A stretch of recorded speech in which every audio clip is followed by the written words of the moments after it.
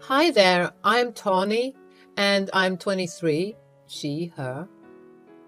Let me tell you about my complicated relationship with my dad, Ivan. So, I have some serious daddy issues. I mean, who doesn't? This is, of course, due to the toxic behavior of my dad because he wasn't exactly the best father figure. As far back as I can remember, it was like our household was constantly walking on eggshells. My mom, Betty, and I had to endure emotional and verbal abuse from him, and it was just so messed up. I don't know why he was so awful back then, but as I grew up, I couldn't help but resent him more and more. I mean, come on. A daughter should feel safe and loved around her dad, right? But instead, I found myself rebelling against him. I'd argue with him even when my mom, who is the sweetest person you'll ever meet, couldn't say a word to him. Our arguments would escalate into screaming matches, and it got so bad that our neighbors started calling the police on us several times. Can you imagine how toxic that was? It was like living in a war zone. I just couldn't stand how he treated us and how he made my mom cry all the time. As I got older, I became more vocal about my feelings and called him out on his behavior, but it was like talking to a brick wall. He never listened or tried to change. It was frustrating and heartbreaking at the same time. I remember the first real time I stood up to him. I was only 12.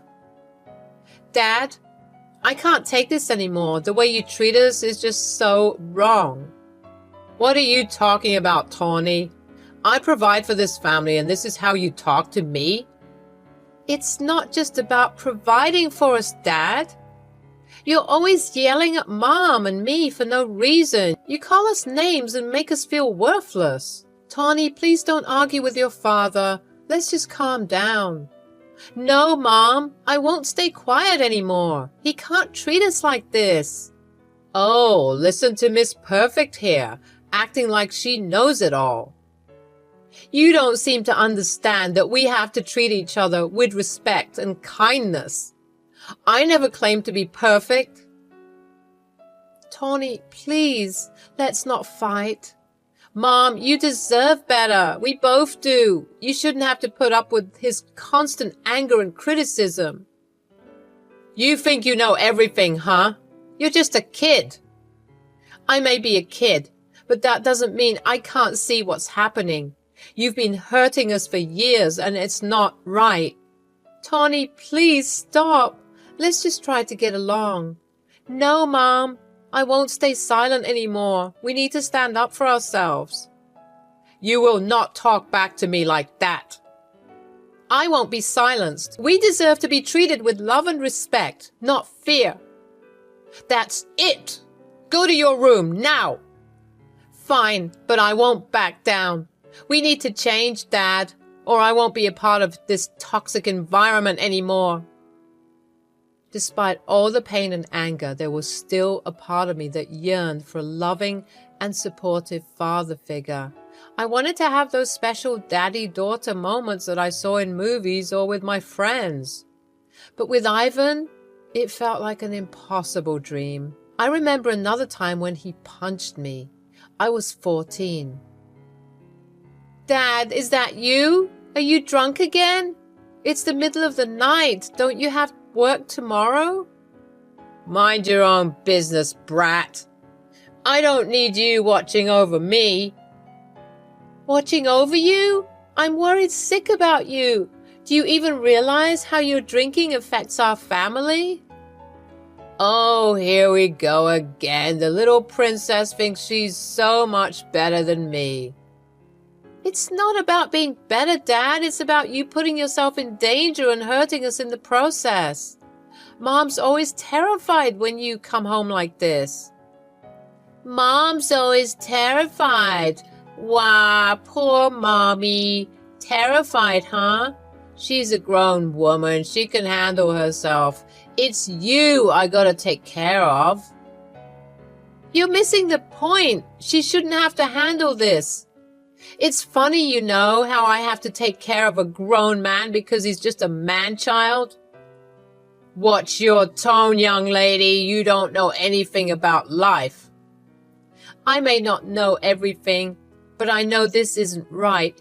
You're hurting yourself and hurting us too. You think you can lecture me, huh?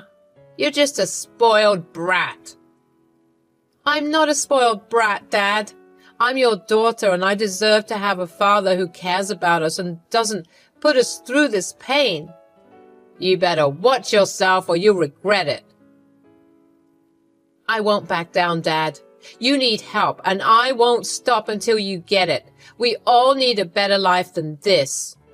That's when he lunged forward and punched me square in the face. I immediately felt the blood pouring out of my nose. Even though I was in pain, I stood my ground. Just go away, Tawny. You don't understand anything. No, Dad, you don't understand. You're not alone in this, but you need to face your problems instead of drowning them in alcohol. You're sick and you need help. Big yikes, am I right? Well, unfortunately, this was the norm for our family, and it sucked big time. I felt like I had to grow up quickly, which no child should do. But one day, everything changed. It was a random Sunday afternoon when I was 15, and my mom and I were playing cards on the kitchen table. Out of nowhere, there was Ivan, my father, looking all distraught, holding a duffel bag in his hand. Honestly, I didn't feel any sympathy for him at that point. I pretty much hated him by then. I didn't even call him Dad anymore. It was just Ivan. He seemed sad when he spoke, saying he had to go on a trip. I couldn't help but spit out something spiteful, telling him I didn't care where he was going. But of course, he ignored me. Mom asked when he'd be back, worried about the rent that was due soon. Ivan said he'd be back by the end of the week, but that was the last time we saw him. A week passed, then 2 weeks, and still no sign of him. The rent was due, but he wasn't answering any calls. Mom, my grandma Harper, and my granddad Frank tried everything to reach him, but nothing worked. 2 weeks turned into a month, then 2 months, 6 months, and then a whole year, and still no sign of Ivan. Mom cried a lot during that time, struggling to pay rent on her own. I felt so bad, and I hated his guts even more because of what he was doing to my poor mother. We got kicked out of our place eventually, my childhood home, and since Mom didn't have any parents, Grandma Harper and Granddad Frank were kind enough to let us stay with them. Thank God for that, am I right? At the beginning of Ivan's disappearance, my mom filed a missing persons report, but Ivan was never found. Everyone assumed he was dead, and we even had a little funeral for him, even though there was nothing to bury. It was tough for everyone, and even I found myself crying sometimes. 8 years had passed since he was last seen, and life went on without him. 8 freaking years, y'all. Life had been a roller coaster ride during that time. But you know what was amazing? My mom, Betty, finally got her groove back. It was like she was blossoming without that deadbeat dad dragging her down. After my dad disappeared, it was tough at first. My mom still held on to the hope that he was alive somewhere out there, but even if she was right, we eventually had to accept the reality that he might never come back. It was hard, especially for my mom, but slowly we picked up the pieces and moved on.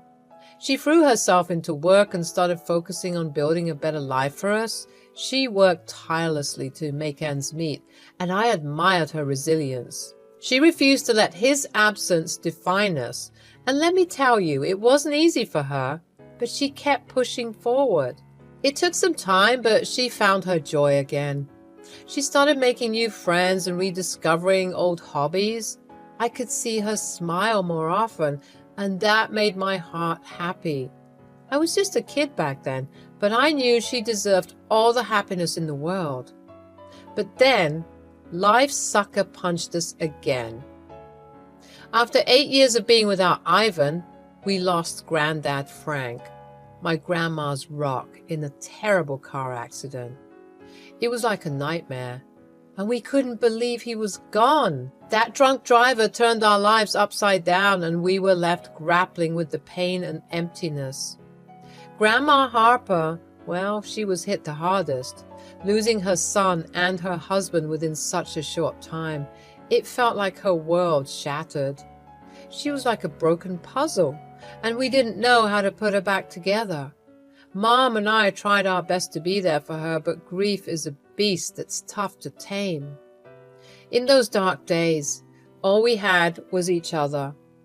Anyone who's organized a funeral, especially on a budget, will tell you it's a whole roller coaster of emotions. We were all dealing with Granddad Frank's funeral, trying to get everything organized while struggling with our grief. It was tough, but thank goodness for the community who stepped in to help us through it all. So picture this. The funeral was underway and we were trying our best to keep it together. You know, be strong for Mom and Grandma Harper. But then, out of nowhere, it was like I saw a ghost. Seriously, my heart stopped for a second. There, coming towards us, was none other than my long-lost, supposedly dead dad, Ivan. I couldn't believe my eyes. I mean, it had been years since he vanished, and everyone assumed he was gone for good. But no, there he was, looking like a complete wreck. I honestly didn't think it was him at first. I thought it was a homeless person who maybe lost his way, but nope, it was Ivan. It was shocking to see him like that. So thin, with a dirty beard and yellow teeth, he was like looking at a total stranger. My emotions were all over the place, and before I knew it, a scream escaped from my lips. I couldn't help it, you know? It was like all those years of hurt and anger just erupted at once. And guess what? My mom and grandma saw him too, and they were just as shocked as I was. Well, let me tell you, that sight was too much for my poor mom to handle. She fainted from the shock, and I had to jump into action, trying to revive her. It was all so overwhelming. Thankfully, Grandma Harper stepped in and started fanning her, but I was left standing there, facing my dad after all those years. It was almost like I went into autopilot, though, having to be tough and stoic, just like all those years ago. I could feel the anger and confusion bubbling inside me, but I knew I had to stay strong for the sake of my family, so I took a deep breath, squared my shoulders, and walked up to him. It was like a mix of relief and anxiety washed over me. Part of me wanted to run away, but I knew I had to face him, confront him about everything. Oh, it was such a mess. I couldn't believe my eyes, and all those emotions were just bubbling inside me. I took a deep breath, and with a trembling voice, I demanded answers from him. I mean, he disappeared for 8 freaking years, and now he suddenly shows up out of the blue? Like, what the hell happened? But of course, he had to be all mysterious about it. He said it was hard to explain why he was gone for so long. Hard to explain? Seriously? I was so fed up with his games. I pushed him, yelling at him, trying to get some kind of response out of him. But all he did was shrug me off and act all aloof. And you know what he said? He dared to tell me that he didn't owe me any explanation. After everything he put us through, he didn't feel like talking to me because we hated each other. Like, come on, that's not an excuse. I wasn't about to let him talk to Mom and Grandma without spilling some answers first. I told him he couldn't just waltz in and act like everything was okay. But he just brushed me off and said he was there for the funeral, as if that was all he needed to say. Ivan completely disrespected our boundaries and pranced on down to where the funeral was being held, and that's when I saw that my mom was thankfully awake again. She was sitting up on the grass, drinking water and being fanned by Grandma Harper. Things were getting tense, and the crowd of people at the funeral started whispering and looking at us. I was so embarrassed, but I tried to keep them at bay, asking them to give us some space to deal with our family drama. Thankfully, they all dispersed, with a distant cousin of ours directing them to Grandma Harper's place so that they could have some refreshments. Mom, who was always the sweetest and kindest person, looked at Ivan like she wanted to murder him. I had never seen her like that before. The tension was so thick you could cut it with a knife. Mom looked at him, her eyes full of anger and sadness all at once. She said, "It would have been better if you didn't come. Why are you here?" And you know what he said? He had the nerve to claim he heard about Granddad's passing and wanted to pay his respects. Like, seriously, after all this time? That's the best excuse he could come up with? Mom wasn't having any of it, though. She saw right through his BS and called him out on it. "You know that's not true. If you cared, you would have come home 8 years ago like you promised. Hell, you could have come home literally any time before now. What the hell is wrong with you?" She didn't hold back, and honestly, I was so proud of her for standing up to him. But Ivan was a mess, stammering all over his words and fidgeting like crazy. It was like he couldn't stand still. And then I noticed something off about him. He was scratching himself like crazy, and his eyes seemed all distant. It hit me that he might be on drugs or something. Without hesitation, Mom asked what we were all thinking. "Are you high right now?" She wasn't holding back any punches, that's for sure. Ivan tried to come up with some explanations, saying a lot had happened in the past 8 years and that he got mixed up with the wrong crowd, but he assured us he was doing better now. What a load of crap. Mom chuckled bitterly and then just broke down sobbing. I wanted to hug her and tell her everything would be okay, but I was so angry at Ivan. I couldn't help myself. I started yelling at him, telling him to go back to wherever he came from because no one wanted him there. But he was trying to ignore me like he always did. But I wasn't about to let him off the hook that easily. I kept on yelling, and it seemed like I was impossible to ignore because of how loud and angry I was.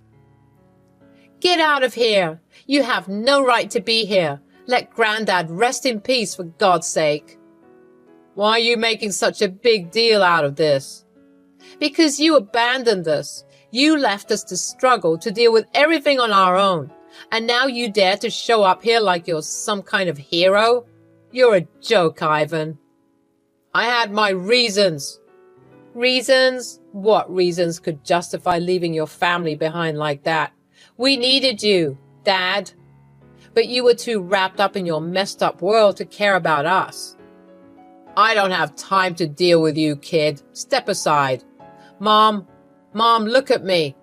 Grandma Harper had been quiet this whole time. She had a blank stare and was looking off into the distance, furrowing her brows now and then.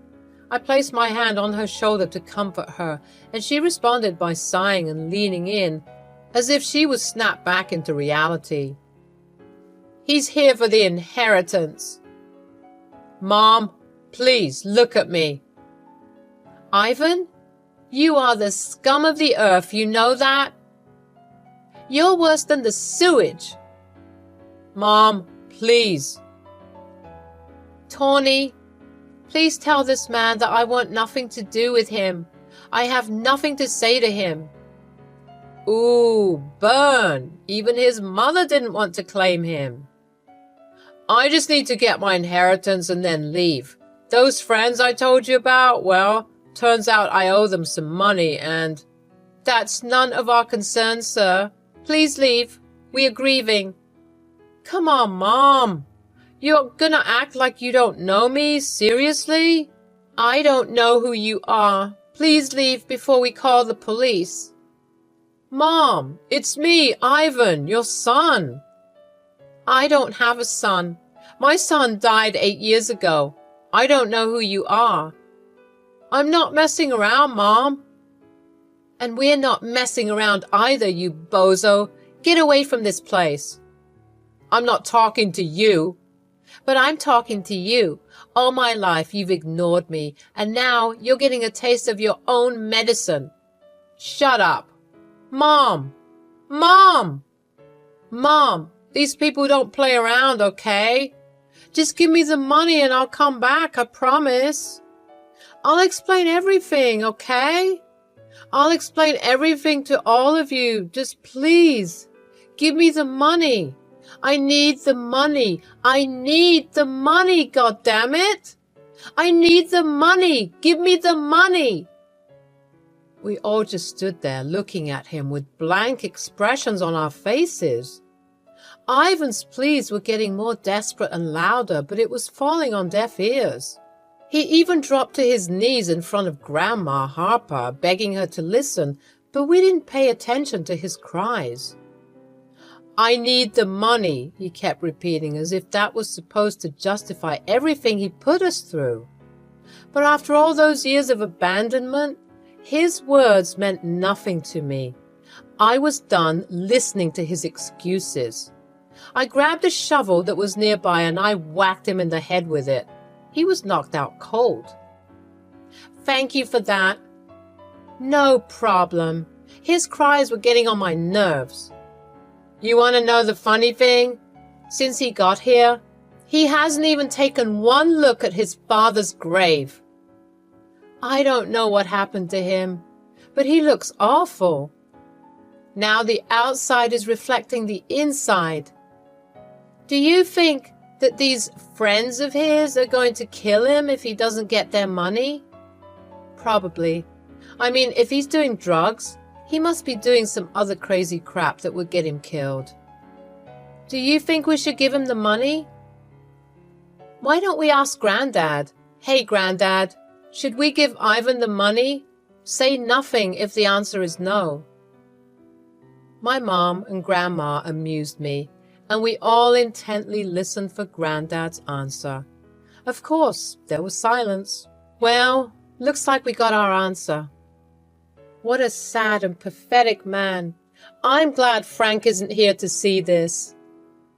Let's go, you guys. We'll find a police officer who's patrolling the area and tell them of the hobo who was near the grave. And with that, we left Ivan there and proceeded with the funeral in our home. I don't know what happened to my dad after that, but I never saw him again. I'm sure he's dead, though, for real this time.